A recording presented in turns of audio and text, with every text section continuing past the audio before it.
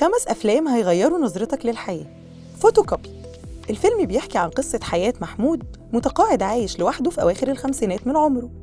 صاحب مكتبة تصوير بيبدأ رحلته من الهوس بالبحث عن أسباب انقراض الديناصورات. الهوس ده بيغير حياته وبيخليه يعيد اكتشاف معنى الحب والصداقة والأبوة والمعنى الحقيقي للحياة. قلب محمود بيتعلق بجارته صفية اللي بتكون عايشة لوحدها برضه بعد ما جوزها توفى. أحداث كتيرة هتحصل في الفيلم هتخليك تعيد النظر في الحب والحياة في العموم. زي النهاردة، الفيلم بيحكي عن مي، بنت شغالة مترجمة، خطيبها مات في حادثة ومن بعدها دخلت في دوامة من الاكتئاب. بعد فترة من التعافي دخلت في علاقة حب جديدة مع ياسر، وبعد ارتباطهم اكتشفت تكرار كبير في الأحداث اللي بتحصل مع خطيبها التاني، زي اللي كانت بتحصل بالظبط مع خطيبها الأولاني. فبتحس إنها هتكون في نفس النهاية المأساوية، وبتدخل في دوامة من الخوف والقلق من المستقبل. وهنشوف في الفيلم هل لو غيرت مجرى الأحداث وردود فعلها كانت مختلفة النهاية هتكون مختلفة برضو؟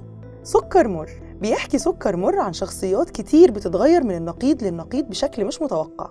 أحداث الفيلم بتحصل خلال 5 سنين من الاضطراب السياسي والاجتماعي في البلد، وبتنعكس الاضطرابات دي على العلاقات العاطفية، وبنشوف اختبارات حقيقية للعلاقات دي، منها اللي بيكمل وبيتحدى الظروف والمشاكل، ومنها اللي مش بيقدر يكمل. في الفيلم أكيد هتلاقي نفسك في شخصية من الشخصيات. شوف الفيلم وقول لنا يا ترى هتكون إيه أقرب شخصية فيهم لشخصيتك. معجزة السماء.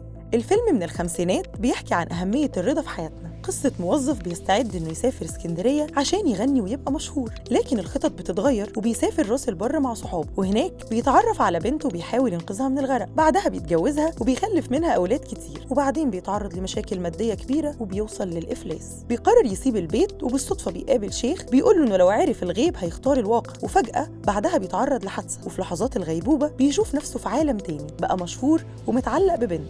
لكن الصدمة إن البنت دي هتكون بتحب واحد تاني، فبيخنقها يوم فرحها وبتموت. بيصحى من الغيبوبة بنظرة جديدة للحياة، وهنشوف رد فعله هيكون إيه في الفيلم. بين السماء والأرض.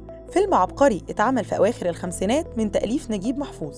بيحكي ببساطة عن أسانسير اتعطل فيه مجموعة من الأشخاص ما يعرفوش بعض، منهم الممثلة والمجنون والحرامي وغيرهم من الشخصيات اللي بيبقوا شبه فاقدين للأمل في الحياة وعايشين في تعاسة، ولكن نظرتهم في الحياة بتختلف لما بيتعلقوا بأمل ضعيف في خروجهم على قيد الحياة من الأسانسير. واحدة واحدة بيبدأ شعورهم بالحياة يختلف، وبيحسوا بالحب والأمل والشغف. في الفيلم هتحصل أحداث كتيرة هتخليك تحس بمشاعر مختلفة في أقل من ساعة ونص. الأكيد إنك هتشوف نعم كتير في الحياة ما كنتش حاسس بيها.